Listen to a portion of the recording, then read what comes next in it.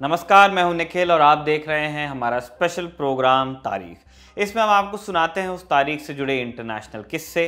आज 26 फरवरी है और इस तारीख का ताल्लुक है वर्ल्ड ट्रेड सेंटर पे हुए हमले से। 9/11 वाला नहीं, उससे पहले वाला, जिसके कुछ तार 9/11 से भी जुड़े थे और जिसमें 6 लोगों की जान गई थी। यह हमला भी वर्ल्ड ट्रेड सेंटर पर ही हुआ था। अमेरिका के न्यूयॉर्क शहर के सबसे पॉश इलाकों में से एक है लोअर मैनहट्टन। यहाँ पर हुआ करता था वर्ल्ड ट्रेड सेंटर, 7 बिल्डिंग्स का एक समूह, जिनमें से सबसे आइकॉनिक थे ट्विन टावर्स। इसमें से नॉर्थ टावर या वन वर्ल्ड ट्रेड सेंटर जब 1973 में बनकर तैयार हुआ तब दुनिया की सबसे ऊंची इमारत था। दूसरे टावर का नाम था साउथ टावर, जिसमें 2 वर्ल्ड ट्रेड सेंटर होता था। 11 सितंबर 2001 को हुए एक कुख्यात आतंकवादी हमले में ये दोनों बिल्डिंग्स गिर गई। इनके साथ कॉम्प्लेक्स की दूसरी इमारतें भी गिरी। लेकिन ये वर्ल्ड ट्रेड सेंटर पर हुआ पहला आतंकवादी हमला नहीं था, जैसे हमने आपको बताया। वर्ल्ड ट्रेड सेंटर एक अमेरिकन आइकन था और इसीलिए ये काफ़ी पहले से निशाने पर था और इस पर पहला हमला हुआ था 9/11 से भी करीब 8.5 साल पहले। 1 सितंबर 1992 को रामजी यूसुफ और अहमद अजाज नाम के 2 आतंकवादी अमेरिका आए, फेक पासपोर्ट के साथ। एक ही प्लेन की अलग अलग सीट्स पर बैठे हुए थे। दोनों ने फेक पासपोर्ट अमेरिकन एंट्री के लिए इस्तेमाल किए तो पकड़ में आ गए। अहमद एजाज को तो जेल भेज दिया गया क्योंकि उसके पास से कुछ संदिग्ध चीज़ें भी मिली, लेकिन यूसुफ को जाने दिया गया और अगली सुनवाई में आने को कहा गया। अफगानिस्तान के अलकायदा ट्रेनिंग कैंप में आतंकवादी प्रशिक्षण पा चुके यूसुफ की योजना थी कि नॉर्थ टावर के निचले हिस्से को बम से उड़ा दिया जाए, फिर ये बिल्डिंग गिरते वक्त अपने साथ साथ ट्विन टावर की दूसरी बिल्डिंग यानी साउथ टावर को भी गिरा देगी। मगर यूसुफ वर्ल्ड ट्रेड सेंटर को गिराना क्यों चाहता था? क्योंकि जैसा उसने बाद में दावा किया, इन ट्विन टावर्स में बहुत से यहूदी काम करते थे और वो उनसे बदला लेना चाहता था क्योंकि यहूदी फिलिस्तीन में मुस्लिमों पर अत्याचार कर रहे थे, ऐसा उसका मानना था। अपने इस प्लान पर काम करते हुए उसने अमेरिका में रह रहे कुछ स्लीपर सेल से संपर्क किया।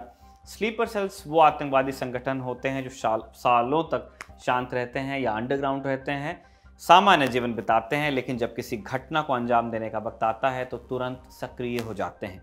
स्लीपर सेल को किकस्टार्ट करने के साथ ही यूसुफ ने विस्फोट के लिए आवश्यक चीज़ें जैसे यूरिया नाइट्रेट वगैरह इकट्ठा भी करनी शुरू कर दी। एक क्रूड बॉम्ब बनाने की कोशिश की। जब सारी तैयारियां यूसुफ की संतुष्टि के लेवल को छू चुकी तो आया हमले का दिन, 26 फरवरी 1993 को। यूसुफ अपने जॉर्डेनियन साथी अयाद इस्माइल के साथ एक ट्रक में वर्ल्ड ट्रेड सेंटर आया और उसने वर्ल्ड ट्रेड सेंटर के बेसमेंट में से पार्क कर दिया। ट्रक में विस्फोटक भरा हुआ था। यूसुफ ने इस विस्फोटक को एक्टिवेट किया और पैदल बाहर की तरफ भाग गया। 12 मिनट बाद दिन के 12:17 पर विस्फोट हुआ। धमाके को सुनकर शुरुआत में लोगों को लगा कि शायद ट्रांसफार्मर फटा है। विस्फोट का धुआं दोनों टावर्स की 93वीं मंजिल तक पहुंच गया। सीढ़ियों में धुएं के भरने से कई लोग बाहर निकलने में मुश्किल महसूस करने लगे। पावर भी कट हो गए, कई लोग लिफ्ट में फंस गए। हमले में कुल 6 लोगों की जान गई, इनमें से एक 7 माह की गर्भवती महिला थी। विस्फोट और भगदड़ के दौरान 1000 से अधिक लोग घायल हुए। हालांकि यूसुफ का प्लान टावर्स गिराने का था जो सफल नहीं हुआ, लेकिन फिर भी विस्फोट बहुत नुकसान कर गया।